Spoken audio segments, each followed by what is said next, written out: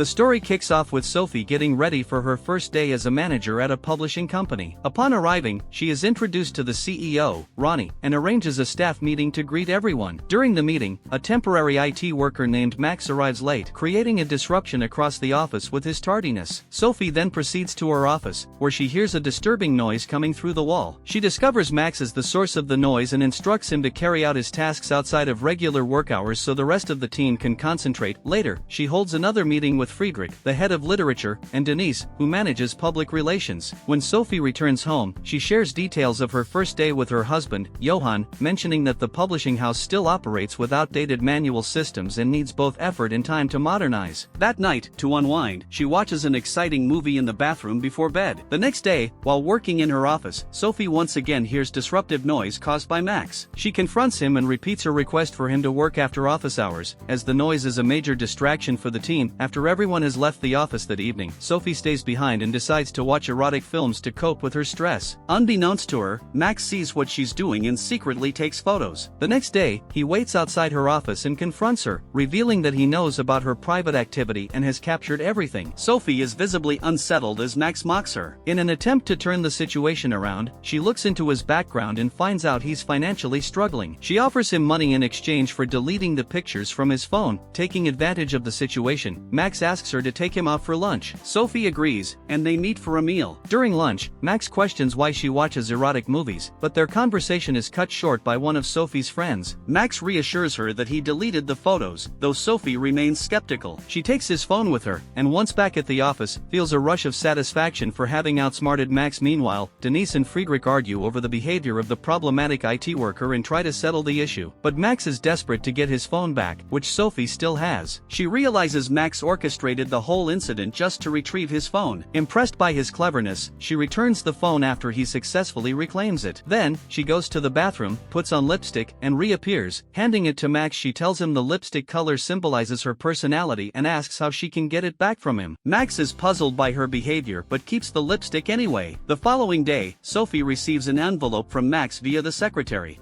Inside is a note asking her to shout at anyone but him. Max introduces the rules of their new game. Whoever holds the lipstick can make one request, which must be obeyed without resistance. Sophie begins looking for someone to yell at but only finds the secretary, who unexpectedly leaves the office. The secretary casually reminds Sophie that she had permission to leave early, unaware that she's become an unintended part of Sophie and Max's strange game. Sophie returns to her office and watches Max with amusement. The next morning, Sophie storms out of the publishing house in frustration and accidentally collides with a cyclist. They argue, but Max, hearing her voice, intervenes, helps gather her scattered documents, and hands her back the lipstick, signaling it's her turn to make a request. That evening, Sophie and her husband attend a party, but she feels uncomfortable, especially when Johann mocks her in front of his friends. Seeking relief from her frustration, Sophie reaches out to Max and re-engages in their secret game. She messages him, asking him to stir up noise and confusion during the next day's staff meeting. Max follows through by tricking the cleaning crew into arriving early, telling them Sophie invited them for coffee as a thank you gesture, thus fulfilling her request. Later, Max meets Sophie in her office and takes the lipstick again, signaling that it's now his turn. That night, he texts her with a new challenge. She must show up early to work dressed like a 1990s pop star. Sophie complies, shocking the staff with her flamboyant outfit. Ignoring everyone but Max, she thanks him for completing his task and hands back the lipstick. Overcome with excitement, Max kisses her in public. The next day, Sophie visits her daughter Isabella's school, where the teacher praises her academic performance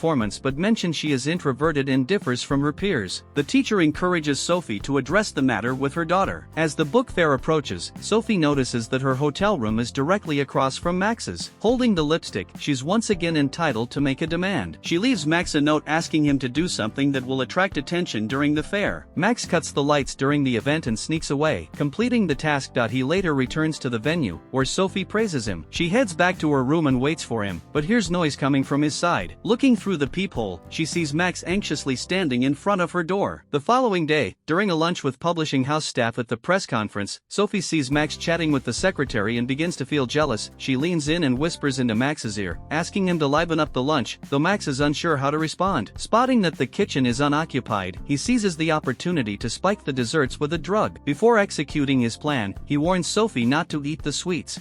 The rest of the staff consumes the treats eagerly. During the press conference, an argument breaks out between Friedrich and Denise, and shortly afterward, the entire team, except for Sophie and Max, falls unconscious from the drug. The following day, Sophie invites Max to the pool. They spend a pleasant time together, then head back to the hotel, where they sleep together for the first time. Once the book fair concludes, the staff returns to their usual routine at the publishing house. However, Max notices Sophie's absence and discovers she's been working remotely for the past 3 weeks. Feeling hurt and confused, he tries to reach out to her, but she ignores his calls. Eventually, Max shows up at her home to confront her about cutting him off. Sophie confesses that their relationship is inappropriate but admits she feels powerless in his presence and ends up rekindling the affair. Suddenly, Johann comes home and notices Max is there. Sophie lies, saying Max came over to fix the dishwasher. Max plays along, pretending to make repairs, but he soon becomes frustrated and storms out, deciding never to contact Sophie again. The next day, Sophie returns to the office and apologizes to Max.